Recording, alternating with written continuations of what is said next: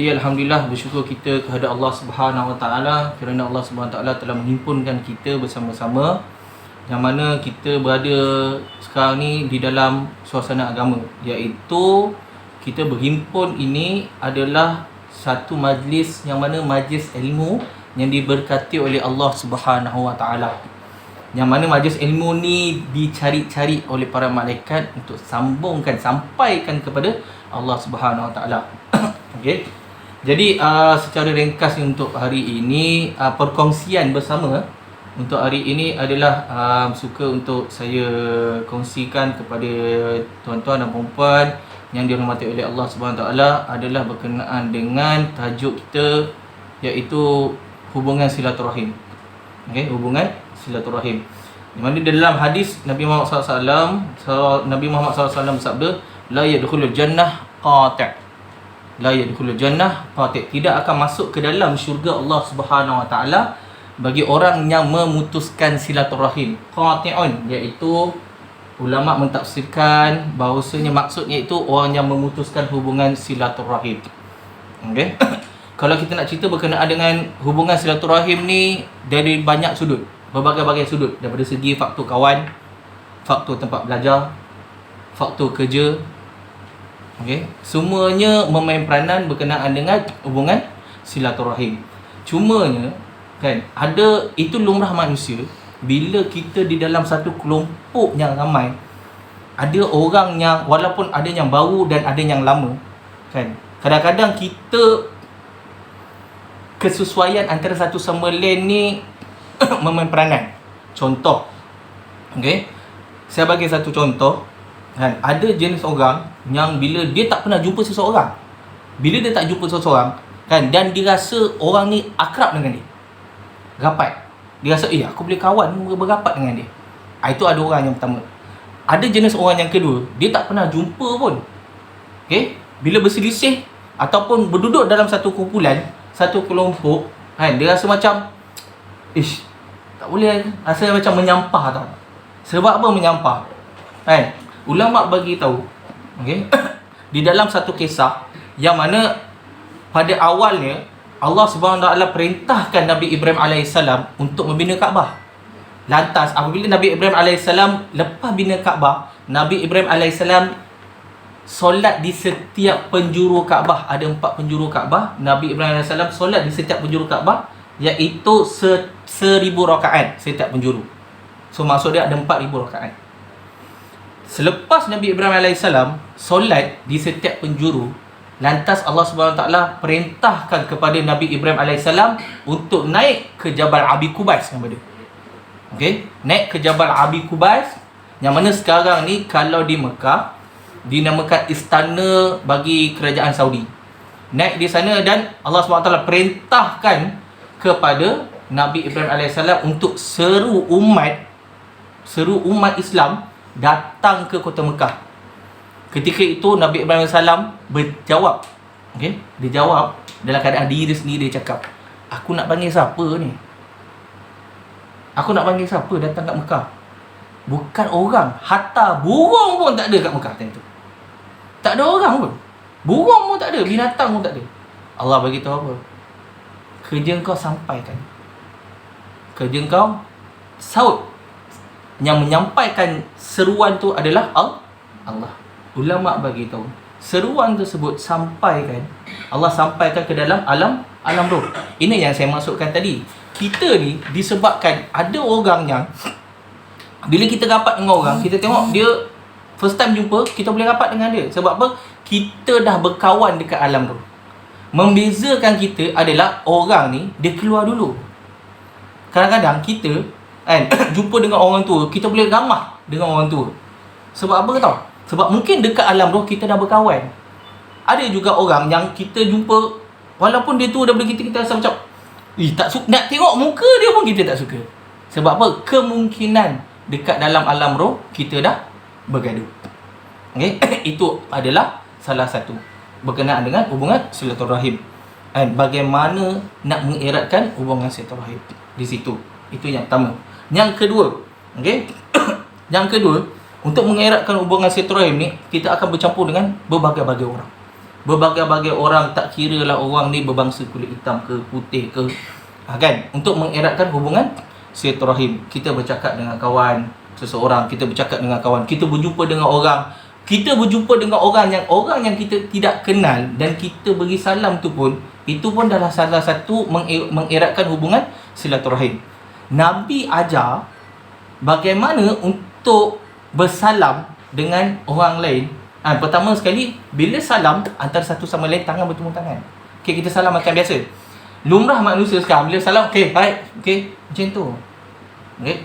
Salam yang sebenar adalah apabila salam, okay, antara satu sama lain, kemudian mata bertetanggan mata. Tengok mata bertetanggan dengan mata. Itu yang kedua. Yang ketiga, iaitu berpelukan. Dada bertemu dengan dada. Dada orang bertemu dengan dada kita. Okey, ditambahkan lagi iaitu pipi. Sebab tu orang Arab, dia bila salam, dia laga pipi dengan pipi. Jangan pula orang laga pipi dengan tu cium kat gitu. Kan nanti kan makan panampah.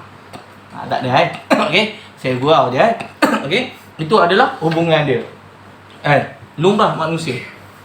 Untuk eratkan hubungan silaturahim. Orang yang berkulit hitam, ada orang yang tak berkulit hitam. Kan, orang yang berbagai-bagai lah rupa bentuk kulitnya apa semua kan. Bagaimana terhasilnya, kan, pernah tak menjadi satu persoalan, kan, kenapa di dunia ni, di dunia ni dilahirkan orang berbagai-bagai bangsa, berbagai-bagai kulit, kan, berbagai-bagai perwatakan daripada penampilan lah, menjadi persoalan. Begitu. Jawapan dia mudah. Apabila Allah datangkan azab kepada kaum Nabi Nuh, maka habis semua. Habis. Jadi anak Nabi Nuh ni yang ada ikut bersama Nabi Nuh ada 3 orang. Ada setengah pendapat ulama beritahu ada 4. Ada setengah pendapat beritahu 3. Yang kuat mengatakan 3 anak Nabi Nuh. Iaitu siapa? Sam, Ham dan Yafis. Ada 3 orang, Sam, Ham dan Yafis. Sam ni orang macam mana? Sam ni adalah orang yang berhidung mancung. Kalau kita tengok orang siapa yang hidung mancung, orang hidung mancung ni orang belah-belah Arab. Orang belah Arab. Okay. Sam. Ham. Ham adalah orang yang berkulit hitam. Orang yang berkulit hitam. Siapa orang yang berkulit hitam? Banyaklah. Tak perlu disebutlah. Okay. Yafis. Yafis ni adalah orang-orang Mongol. Okay, keturunan daripada keturunan Mongol, iaitu orang-orang yang mata-mata sepek. Siapa? Kita tahulah siapa kan, macam Korea ke, kan, macam tu. Persoalan dia, kita ni orang Melayu ni daripada mana? Campur. Nak kata Sam hidung mancung, Kombang. Tak, hidung tak mancung, itu Kombang. Nak kata kulit kita hitam daripada Ham, tak, kita cerah-cerah. Kan, dia tengah-tengah. Nak kata Yafis, orang yang mata sepek-sepek kan, tak, mata semua mata Kombang lah. Kan, itu kita daripada mana? Campuran daripada Ham dan Yafis. Barulah hasil daripada kita. Okay. Sebab tu apa kena mengena dengan hubungan silaturahim? Bila bergabung semua kat sini, hubungan silaturahim macam yang saya katakan, bukannya daripada satu sudut saja. Semua sudut masyarakat. Okey. Masyarakat berjumpa dengan orang seseorang yang kita yang memang macam saya katakan tadi, kenal tak kenal, macam mana nak jadi kenal, macam mana eratnya hubungan silaturahim, dan apa kelebihan ataupun fadilat apabila seseorang itu dia mengeratkan hubungan silaturahim. Pertama sekali, di dalam hadis Nabi beritahu, barang siapa yang mengeratkan hubungan silaturahim, maka akan dilapangkan rezeki dia. Orang yang mengeratkan hubungan silaturahim. Jadi sama juga dengan kita kat sini. Kan? Ada orang yang kita dapat situasi yang ada environment sekarang ni. Kan? Bila kita wujudkan hubungan silaturahim, insya-Allah rezeki kita akan lapang. Bukan rezeki kita je akan lapang, tapi umur kita akan meningkat. Apabila kita mengeratkan hubungan silaturahim, umur kita akan meningkat. Apa kisah dia? Ada satu kisah dia berkenaan dengan umur yang meningkat. iaitu kisah berkenaan dengan Nabi Daud. Nabi Daud alaihissalam. Okay. Ada 2 orang manusia datang kepada Nabi Daud. Dia datang jumpa Nabi Daud. Dia bagi tahu yang bahawasanya dua-dua ni masuk ke dalam rumah Nabi Daud. Dia orang bagi tahu Nabi Daud kepada Nabi Daud yang dia orang ni memutuskan hubungan silaturahim. Dia orang tak nak kawan lah. Tak nak kawan antara satu sama lain. Kebetulan datang malaikat cabut nyawa. Datang sebelah Nabi Daud. Malaikat tersebut bagi tahu Nabi Daud, di antara 2 orang ni, seorang akan mati esok, seorang akan mati minggu depan. Okey, seorang akan mati esok, seorang akan mati minggu depan. Okey, malaikat yang mencabut nyawa ni bagi tahu kepada Nabi Daud. So, Nabi Daud dia ambil note. Okey, dia tu. Okey. Selang seminggu, selang 2 minggu, right? Nabi Daud tengok, dua-dua ni hidup. Malaikat bagi tahu yang nyawa diorang ni, seorang ada esok akan mati, lagi seorang minggu depan pula mati. Tengok Nabi Daud tengok, dah selang seminggu, selang 2 minggu, hidup pula. Masih lagi hidup. Jadi Nabi Daud tanya, Nabi Daud tanya kepada malaikat, kau kata dia ni akan mati apa semua? Malaikat bagi tahu apa? Apabila 2 orang tersebut keluar daripada rumah kau, maka mereka telah menjalinkan hubungan silaturahim. Dan Allah memanjangkan usia dia sehingga 20 tahun. Antara kelebihan dalam melakukan hubungan silaturahim. Begitu juga dengan kita, apabila kita di dalam faktor pekerjaan, okay, kita cuba eratkan hubungan silaturahim. Yang mana yang saya dimaklumkan, okay, setiap hari Jumaat akan diberikan satu penerangan tazkirah bersama. Untuk apa? Bukan untuk siapa-siapa pun, untuk kita juga. Untuk satu dia ilmu untuk kita. Yang kedua, manfaat yang kita dapat eratkan hubungan silaturahim antara satu sama lain. Ada yang bila memang kita ada yang kadang-kadang selumrah orang bekerja, kadang-kadang buang muka sikit semua kan. Tapi dengan asbab adanya pengumpulan yang mana saya katakan tadi, ini adalah satu majlis yang dinanti-nantikan, yang mendapat berkat daripada Allah SWT. Dan asbab daripada sini kita ambil untuk eratkan hubungan silaturahim, insya-Allah kita akan dapat ganjaran dan kelebihannya. Jadi insya-Allah setakat itu saja untuk hari ini.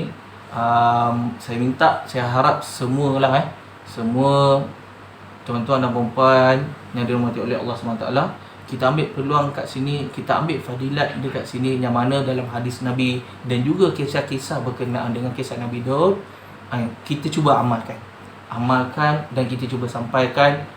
Bukan sahaja kita sampaikan, kita amalkan di sini, tapi kita amalkan di tempat lain juga. Sampaikan dekat kawan-kawan supaya apa? Sama-sama dapat manfaat, sama-sama dapat kelebihan, sama-sama dapat kebaikan dia. Boleh insya-Allah. So itu saja setakat ini aku qauli hadza. Astaghfirullahalazim.